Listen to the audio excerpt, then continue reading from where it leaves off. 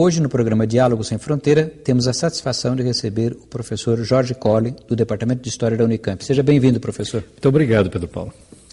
Professor Colli, essa sua pesquisa de longo prazo sobre a questão das imagens do passado brasileiro, a gente pensa quantos grandes quadros são conhecidos pela população, muitos deles aparecem em livros escolares, e as pessoas até têm muitas vezes dificuldade em saber quando foram feitos. Por exemplo, aquele quadro famoso do Vítor Meirelles, A Primeira Missa, que é a fundação do Brasil.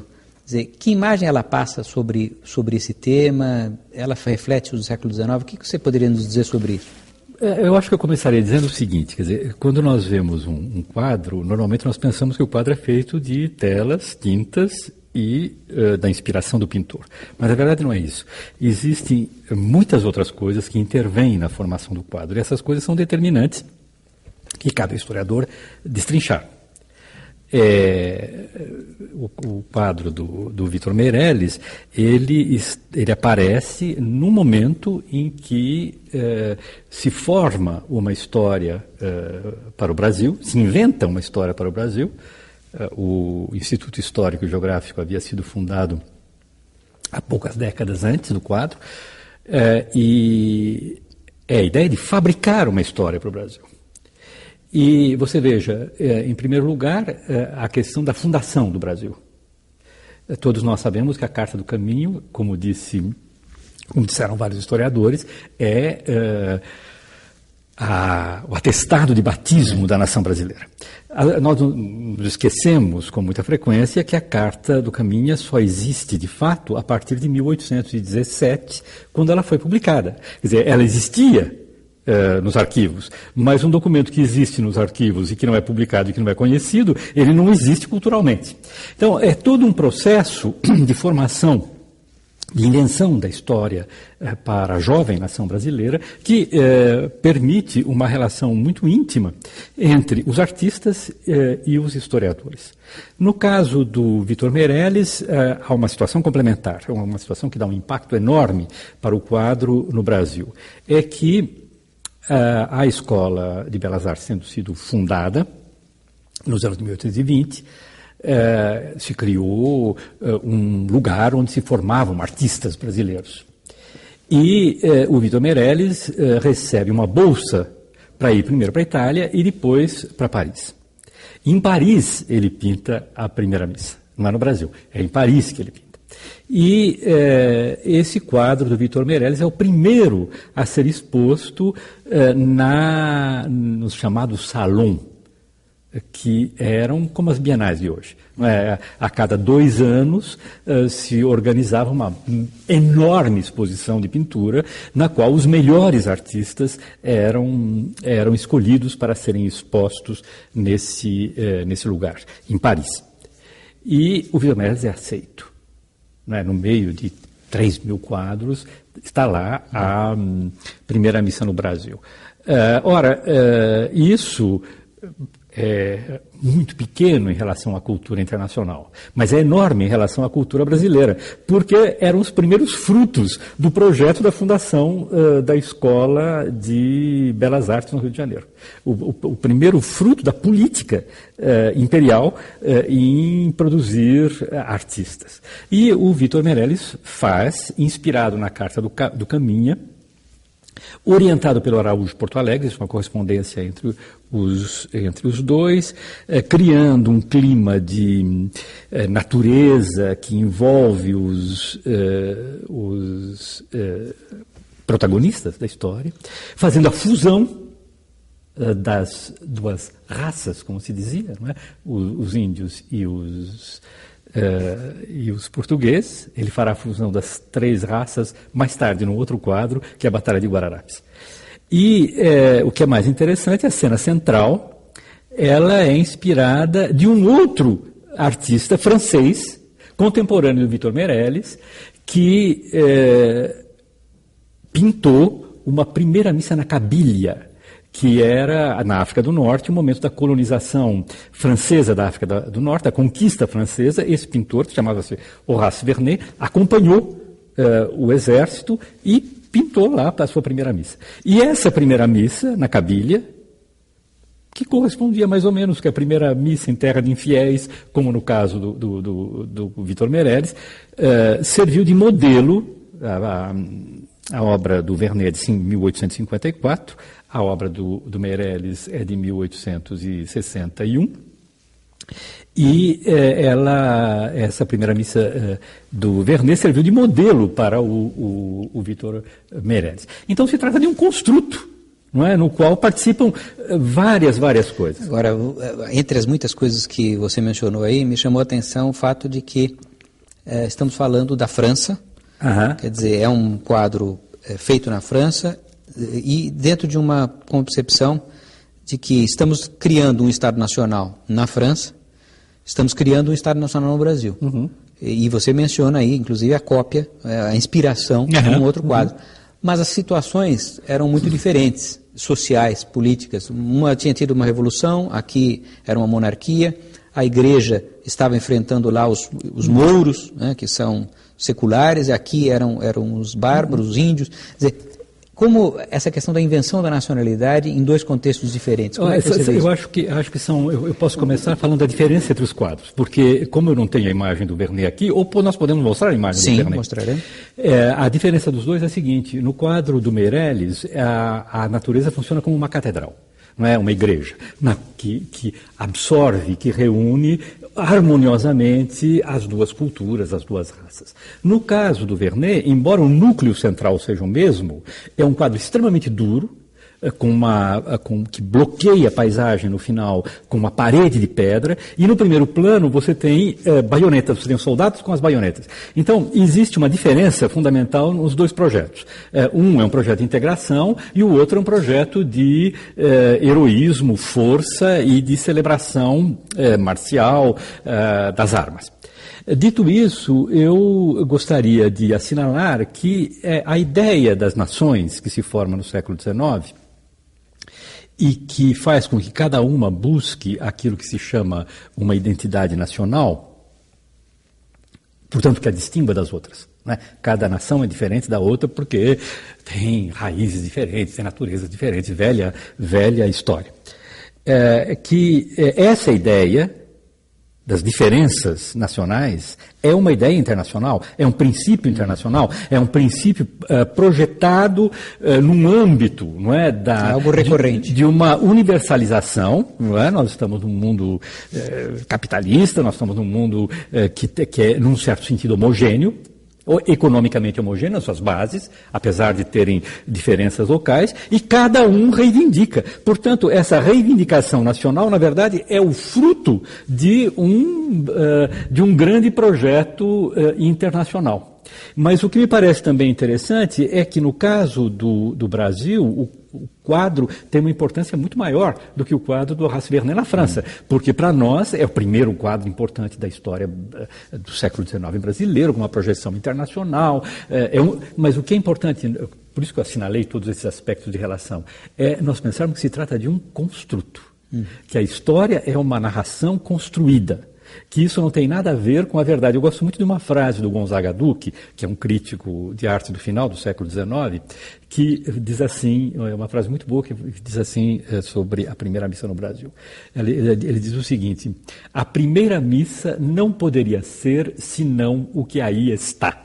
Quer dizer, a primeira missa não é um acontecimento que ocorreu no passado. A primeira missa é o quadro do Vítor Meirelles. É isso que traz para nós a ideia dessa primeira missa. É uma fábula, mas é uma verdade histórica. E ela é tão verdadeira, Pedro Paulo, que é muito impressionante. Quando o Humberto Mauro, o cineasta Humberto Mauro, grande cineasta brasileiro, vai fazer, num período também de forte inflexão nacionalista, 1937, sobre Getúlio Vargas, vai fazer o filme A Descoberta do Brasil, com música do Villa-Lobos e utilizando a Carta do Caminha como roteiro. Bom, no momento de filmar a primeira missa, ele não consegue evitar a reconstituição fotográfica, cinematográfica, do quadro do Vítor Meirelles. Porque a primeira missa é aquilo. Da mesma maneira, por exemplo, que o Grito do Ipiranga é o quadro do Pedro Américo. Pouco importa os acontecimentos, os fatos, é uma construção. E isso depende de processo de crença. Né? As identidades nacionais são completamente irracionais, né? Elas são como religiões, crenças, elas flutuam num campo que não é o da racionalidade. Nós acreditamos nessas coisas. E o papel do historiador e do historiador da arte é de desmontar e de mostrar como esses mitos eram magnificamente fabricados graças a obras de arte. Você citou aí o Grito de Ipiranga, do Pedro Américo, que é de 1888, e aí eu lembro também, gostaria que você comentasse não só sobre o quadro, mas também a reapropriação que também aparece no filme feito na ditadura militar, claro, com o Tarcísio Meira, que também vai na mesma linha. É a mesma coisa. Quer dizer, essas obras do passado, elas não é que elas representem no sentido de reapresentar, elas apresentam. O Grito do Ipiranga não é um quadro. E esse quadro cria na nossa imaginação digamos, uma memória que funciona dentro de uma construção. Né? Essas obras, elas têm esse papel. Elas têm esse papel. E é muito interessante, Pedro Paulo, porque o Pedro Américo, ele era um intelectual. Ele teve uma tese, ele defendeu uma tese em filosofia e escreveu romances. E ele tem uma certa ideia de certas coisas, digamos assim, né? E esse quadro do Grito de Ipiranga é um quadro também excepcional, porque ele foi feito para um palácio que só serve para celebrar o Grito de Ipiranga. E ele está no centro desse palácio. É como se o palácio tivesse sido construído em volta do quadro. Acho que é um dos raríssimos. Que é o Museu Paulista, que é o Museu Paulista, que é o Museu do Ipiranga. Mas ele vai fazer um dos quadros mais anti-heróicos da história brasileira, que é o Tiradentes Esquartejado, que é o avesso, que é o contrário do heroísmo e o contrário do sucesso. Não é? É um personagem cortado em postas, como se ele tivesse sido decepado até muito científico, não é? Como se fosse num estúdio de anatomia, médico, porque é tudo bem cortado, e espetado em paus, em madeiras, etc. E essa ideia do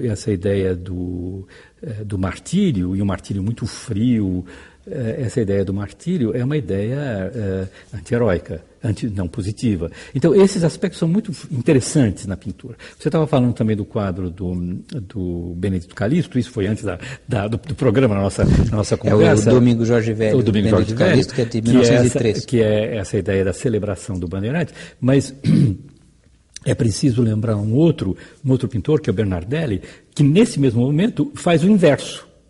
Por exemplo, no Museu Paulista, ele vai representar os bandeirantes quase como animais. Eles estão deitados, os bandeirantes, no chão, com sede, e bebendo água diretamente num riacho, quer dizer, sem sequer utilizar as mãos, como um cão, como um animal, bebe diretamente. E, no fundo, tem outro processo de heroização, dois índios que são muito mais dignos do que esses dois bandeirantes. Então, esses quadros, eles têm, não é, funções de discussão e de construção da história. Agora, em que medida você acha que os frequentadores de um museu, como é o caso do Museu do Ipiranga, têm mecanismos para poder decifrar essas mensagens no seu contexto da época do século XIX, início do século XX? Em que medida? É difícil, porque aí é um trabalho quase que de sociologia para saber como é que as pessoas reagem, não é? O Museu Paulista é uma extraordinária orquestração de mitos. E é claro que, Pedro Paulo, é mais ou menos como uma igreja ou uma catedral sagrada. Quer dizer, se eu entro nessa igreja, ou eu acredito, ou eu não acredito. Se eu não acredito, eu vou fruir das belas coisas que estão à volta, pensando em termos de prazer, de beleza, de inteligência do artista, de várias coisas. No museu é a mesma coisa. Ou eu chego lá e acredito que entro no jogo. Você sabe que eu tenho uma coisa muito comovente no Museu Paulista, que eu acho tocante, mas não pela razão imediata. É que tem lá, como se diz, na frente do quadro, tem lá a mecha de cabelo da Leopoldina, do Pedro I, etc. E o que me toca não é o fato de ser a mecha de cabelo da Leopoldina, é a ideia, é o princípio. É o princípio de um sentimento, ou de um sentimentalismo de tradição romântica, que acredita que esses elementos formem, né, dados nostálgicos que constroem a raiz de alguma coisa. Essas coisas me tocam e mostram ao mesmo tempo como tudo isso, como a ideia de quer dizer, a ideia, por exemplo, eu não tenho a menor ideia do que seja ser brasileiro. Quando me dizem, tudo isso são construções, né? São construções, e que nós tentamos nos adaptar a essas construções. Eu tenho uma coisa que eu acho muito interessante, com quem eu conversei, foi com a Ellie de Rugai Bastos, porque é uma coisa não tratada, e ela tem boas ideias a respeito. É um fato que qualquer historiador da cultura brasileira constata. Até a Segunda Guerra Mundial, como é que era o dito cujo brasileiro? Ele era melancólico, ele era triste, ele era nostálgico. Depois da Segunda Guerra Mundial, nós viramos carnavalescos, alegres, aquela energia tropical. Mudamos num certo sentido, quer dizer, mudou a concepção que nós temos de nós mesmos, a autoimagem, mudou a autoimagem, e nós tentamos nos adaptar naturalmente a essas coisas. Esses quadros também, o museu como esse, ele é feito para que eu acredite, não é, numa tradição heróica mas ao mesmo tempo é interessante como essas ideias se perdem, porque muito poucos hoje sabem dessa questão do brasileiro melancólico, do triste, da tristeza, claro, que estava tão presente naquela época. Nós assumimos tanto que nós somos alegres, que nós vemos o passado como se fosse uma grande alegria o tempo todo. Mas se você pega, sei lá, o Paulo Prado, o Retrato do Brasil, é a teorização da melancolia brasileira. Se você pega qualquer um que ouça a música do Villa-Lobos, sabe que não tem nenhum momento de alegria ali dentro, é nostalgia pura do começo até o fim. Era uma época em que a gente era assim, não é? O início do poema do Menor del Pique, cisma o caboclo na porta da cabana, quer dizer, é isso, nós éramos prostrados, cismarentos, não é? Tristes, melancólicos, e mudamos. Você vê como as coisas mudam, né? Você vê como há crenças que mudam, né? Muito fortes. Eu posso acrescentar uma coisinha? Pois não. Eu gosto muito de trabalhar sobre isso. Eu gosto muito de trabalhar sobre isso porque isso o Pedro Paulo denuncia uma coisa muito forte. Essa ideia que nós começamos no início da discussão sobre a questão das identidades nacionais, das diferentes identidades nacionais. Para que serve essa identidade nacional? Ela serve para uma coisa, simplesmente. Ela serve para eliminar todas as diferenças de classe. Se eu acredito que eu sou brasileiro, que eu sou do Iapoque ao Chuí, nós somos irmãos e que nós todos temos antepassados na Carta do Caminha, no Grito do Ipiranga, etc., nós somos, de alguma maneira, ricos ou pobres, nós somos iguais. E essas identidades nacionais, elas escondem as diferenças fundamentais, que são as diferenças de classe. E de ideologia, de ideologia, claro, todas as diferenças que pululam por aí. É claro. Não é, eu não vejo isso era uma constante de um grande pensador francês, o Henri Faucon, que trabalhou um pouco sobre questões de arte popular. Não é? Ele dizia, olha, a questão é, por exemplo, a cultura do pescador do Mediterrâneo é a cultura do pescador do Mediterrâneo. E não tem diferença entre grego, italiano, turco, porque eles estão sob as mesmas condições econômicas. Quando eu digo que há diferenças, é porque isso foi construído, né? Foi construído historicamente e nós acreditamos nessas diferenças. Foi uma satisfação recebermos hoje aqui o professor Jorge Colli. Muito obrigado, professor. Sou eu quem agradeço, Pedro Paulo, velho colega e amigo do mesmo departamento, e grato por estar aqui presente. Muito obrigado e eu convido a todos ao próximo programa Diálogo Sem Fronteira.